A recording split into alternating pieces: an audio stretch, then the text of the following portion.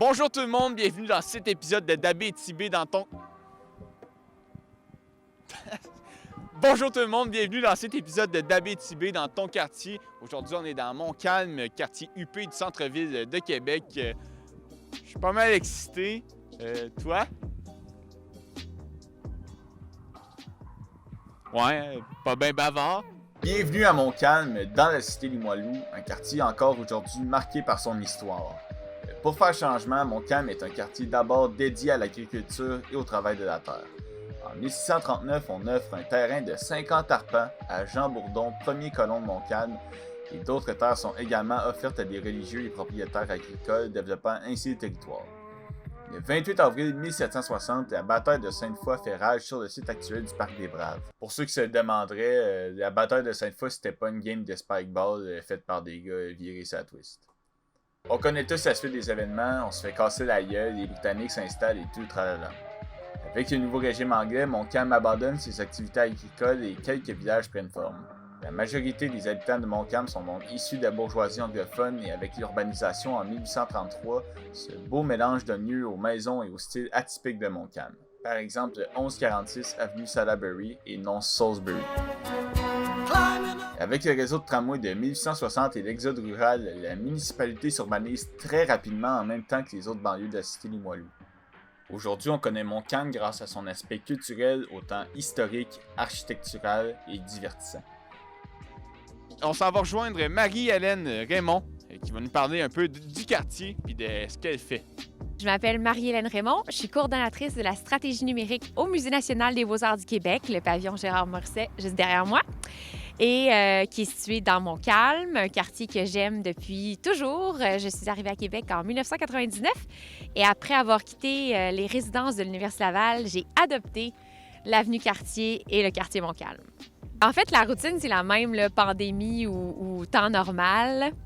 Moi, j'habite tout près des plaines. En fait, j'habite en face des plaines. Fait que quand je me réveille, je regarde les plaines. Je regarde à ce temps-ci de l'année si c'est vert, blanc, gris. Et je me promène dans mon quartier. Je fais presque tout à pied. J'ai une voiture qui est stationnée pas mal plus souvent qu'elle roule. Si je me déplace au musée, c'est pas très loin. Sinon, je suis en télétravail pendant le confinement. Je fais mes courses sur quartier, les halles du petit quartier, le petit IGA sur chemin Sainte-Foy, tous les autres petits commerces que j'aime beaucoup. La journée parfaite dans Montcalm, c'est un réveil très tôt, presque au lever du soleil. Je pars à courir sur les plaines. Je fais au moins 5 à 10 km. Je me promène jusque dans le Vieux-Québec. Faut pas le dire, là, c'est pas celui-là mon quartier, mais je me rends jusque sur la terrasse du frein. Je prends l'escalier de la promenade des gouverneurs. Je reviens sur les plaines. Je fais le tour ici.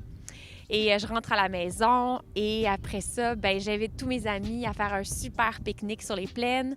On se prend un petit spot où il y a un terrain de pétanque, puis on tire, on pointe et on prend un petit blanc ou un petit rosé. Là, dans ma vie idéale, c'est sûr qu'on peut se rassembler.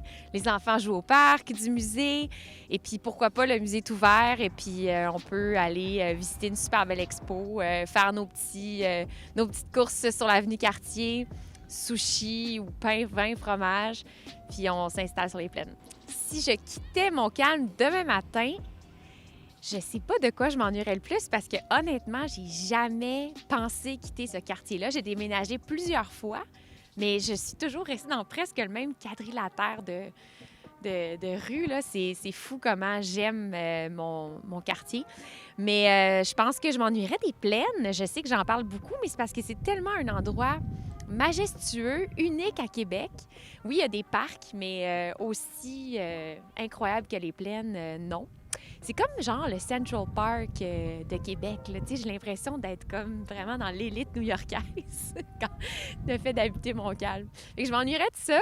Puis je m'ennuierais assurément de l'avenue Cartier, mon petit libraire, mes petites habitudes, voilà. Ça, c'est dur comme question. Quel commerce mériterait le plus d'attention? Il y en a tellement.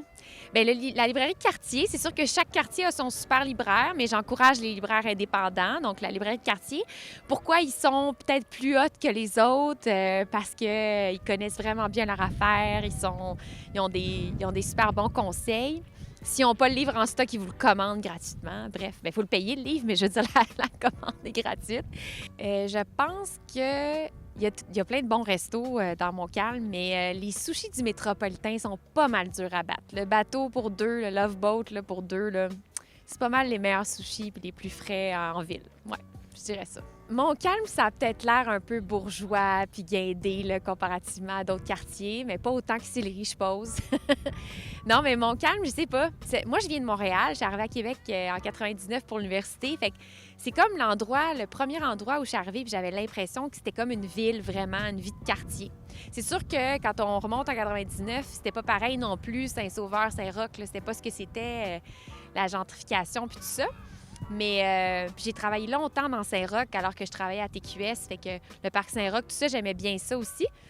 Mais je sais pas, Montcalm, peut-être à cause, encore une fois, des plaines, mais il y a une plénitude dans Montcalm. Il y a une belle vie de quartier.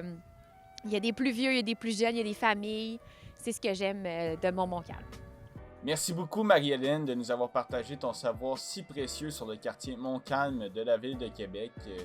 J'espère que vous avez apprécié la saison 1 de Dabé-et-Tibé dans ton quartier, car il s'agit effectivement du dernier épisode. On a adoré vous transmettre ce savoir sur divers quartiers de la ville de Québec et on aimerait passer un énorme merci à tous nos représentants qui ont contribué au projet. Sans vous, ça n'aurait vraiment pas été possible, donc merci beaucoup. On se revoit peut-être bientôt dans une ville différente. D'ici là, portez-vous bien. C'était Dabé et Tibé dans ton quartier. À bientôt!